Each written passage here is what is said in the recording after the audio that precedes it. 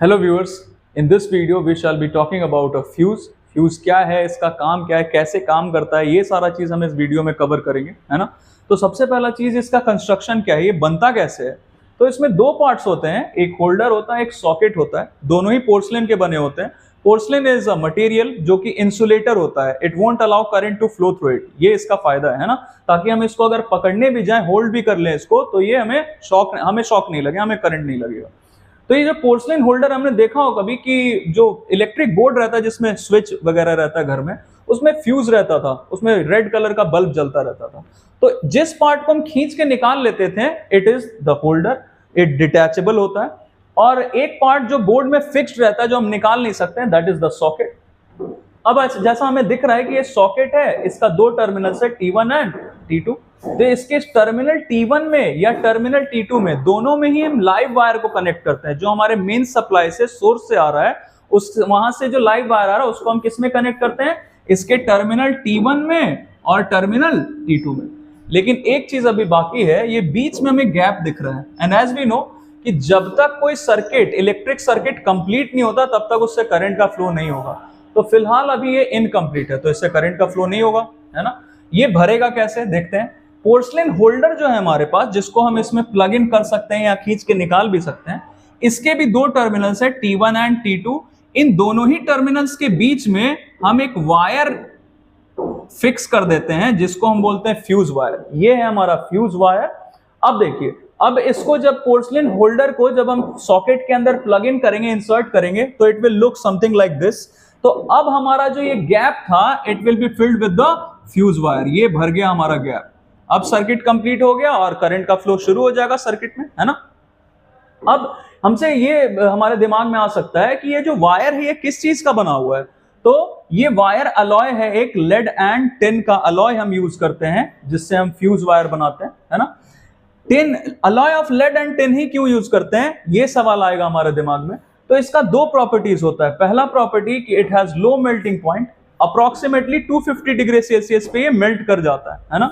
दूसरा प्रॉपर्टी है कि it has high specific resistance. Specific resistance को हम रेजिस्टिविटी भी बोल सकते हैं, है ना।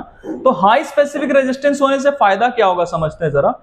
Heating effect of current, there is a concept that is known as heating effect of current. सुन के ही पता चल रहा है कि अगर करंट किसी अप्लायंस से, किसी कंडक्टर से फ्लो करता है, तो उसमें हीट एनर्जी का प्रोडक्शन होता है ना। तो कितना हीट प्रोड्यूस हुआ है, ये हम इस एक्सप्रेशन से फाइंड कर सकते हैं, that is H, heat energy, equal I, that is current, I is resistance, and T is the time for which the current flows through the conductor। कितने टाइम तक ये कंडक्टर से फ्लो कर रहा है ना।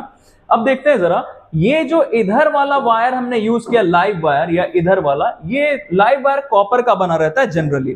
तो कॉपर का स्पेसिफिक रेजिस्टेंस कम होता है। स्पेसिफिक रेजिस्टेंस कम होगा तो हीटिंग इफेक्ट भी कम होगा, कम हीट एनर्जी प्रोड्यूस होगा। लेकिन उसके कंपैरिजन में अगर हम ये फ्यूज वायर देखें, तो इसका स्पेसिफिक रेजिस्टेंस ज्यादा है, तो इसमें हीटिंग इफेक्ट भी ज्यादा प्रोड्यूस होगा। दूसरा चीज, ये कॉपर वायर का मेल्टिंग पॉइंट बहुत ज्यादा है, दैट इज 1080 डिग्री सेल्सियस।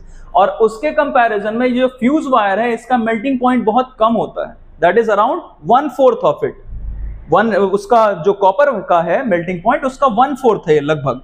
तो दोनों में कंपेयर करें तो ये फटाफट गर्म भी हो जाएगा, इसमें ज्यादा हीट एनर्जी प्रोड्यूस होगा फ्यूज वायर में, क्योंकि इसका स्पेसिफिक रेजिस्टेंस ज्यादा है।